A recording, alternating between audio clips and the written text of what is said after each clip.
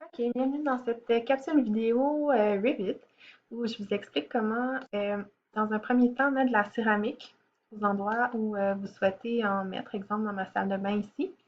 L'autre chose que je veux vous montrer aussi, c'est comment faire un plan agrandi. Donc, dans vos consignes du TP2, on vous demande de faire un plan agrandi de la cuisine, puis aussi de la salle de bain. Donc, je vais vous montrer comment faire ça. Donc, premièrement, le plancher. Donc, ça va être dans architecture, sol. Ça, je veux pas ça. OK, donc dans mes types de sol, là, on avait plancher P1, blablabla, mais j'avais aussi dans le fichier de départ mis des finis de céramique. Donc on va faire ça ici, puis on va aller sélectionner nos murs pour définir la limite de notre céramique. C'est une esquisse, donc on est habitué avec les esquisses. Il faut que je ferme mes coins. Donc ça ici. Puis une fois que c'est fait, je fais le crochet. J'ai un pop-up qui me dit les sols en surbrillance se chevauchent. OK? Donc, j'ai pas fait attention quand je l'ai fait à mon niveau de plancher de céramique. Donc, si je fais une coupe, on va aller voir ce qui se passe. Vous allez comprendre le message que je viens de recevoir. Donc, dans la coupe ici, mon plancher de céramique, il s'est créé ici au niveau de la dalle du rez-de-chaussée. Donc, ma céramique est comme enfoncée dans ma dalle, ce qui n'est pas super. Ma céramique, son épaisseur, si je la mesure, c'est 19 millimètres. Donc, si je prends mon plancher de céramique et je le décale de 19, là, il est au bon endroit.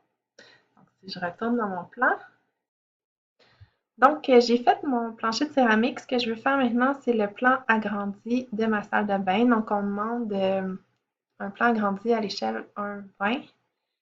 Présentement, mon plan du rez-de-chaussée est à l'échelle 1,50. OK? Donc, ça va être dans l'onglet Vue. Ici, j'ai Repères. C'est ce que je vais utiliser. Puis, je m'en vais encadrer la zone que je veux faire agrandir. OK? Dans mon arborescence, vous allez voir, là, il s'est créé par défaut dans ce cas-ci à 1,25.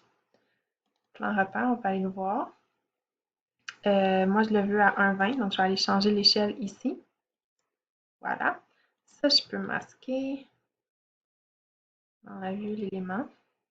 OK. Qu'est-ce qu'on demande d'autre? Je n'ai peut-être pas besoin de mon axe dans ce cas-ci. Je peux le masquer. OK.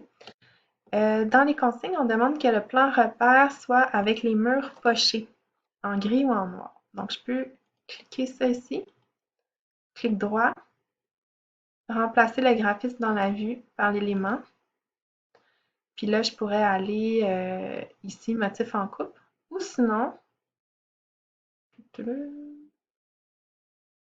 annuler, je peux y aller avec VV qui est les remplacements de visibilité. Donc, je peux aller chercher mes murs, motif en coupe, ici, remplacer le motif, puis je vais aller choisir un poché avec une couleur grise, c'est parfait.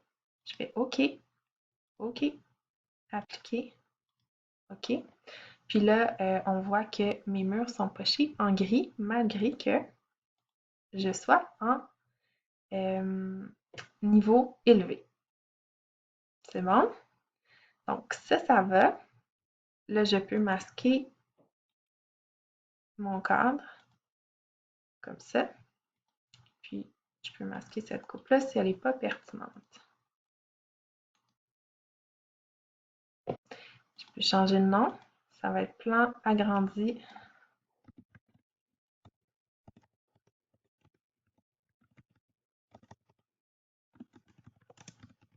Salle de bain.